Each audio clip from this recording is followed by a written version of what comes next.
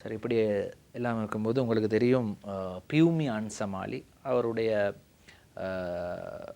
படங்களில் பார்த்திருப்பீர்கள், புகைப்படங்களில், சமூக வலைத்தளங்களில் அவரை பார்த்திருப்பீர்கள். திடீரென மிகப்பெரிய கோடீஸ்வரியாக இருக்கிறார் கடந்த 8 மாதங்களில். எப்படி இப்படி கோடீஸ்வரியாகினார்? அப்படி இவருக்கு எப்படி சொத்துக்கள் கிடைத்தது என்று விசாரணைகள் நடைபெற்று வருகின்றது.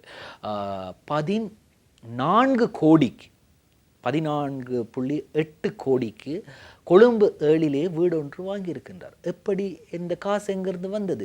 அது மட்டும் இல்லாமல் முன்னாள் ஜனாதிபதி கோட்டாபே ராஜபக்சவுக்கு சொந்தமான ரேஞ்ச் ரோவர் ஒன்றை 8 கோடிக்கு வாங்கியிருக்கிறார்.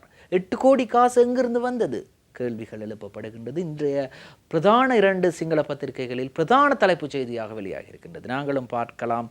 லங்காதீப பத்திரிகையில் மாச அட்டாக் கோட்டி பத்தினியாக் வெலா 8 மாதங்களில் கோடீஸ்வரியாகினார். பியூமிகே பேங்குகினும் தானமயாக் பரீட்சாவட்ட.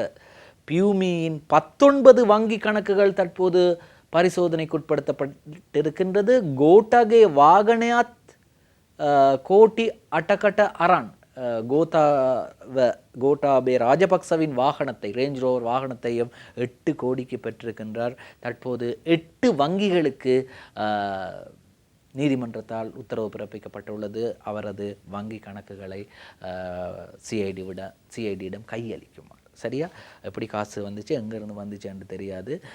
ஆனால் விசாரணைகள் ஆரம்பிக்கப்பட்டிருக்கின்றது. பார்ப்போம் எங்கேருந்து காசு வந்தது என்று அவங்க சொல்லத்தானே போகிறாங்க. சரி, பொறுத்திருந்து பார்ப்போம்.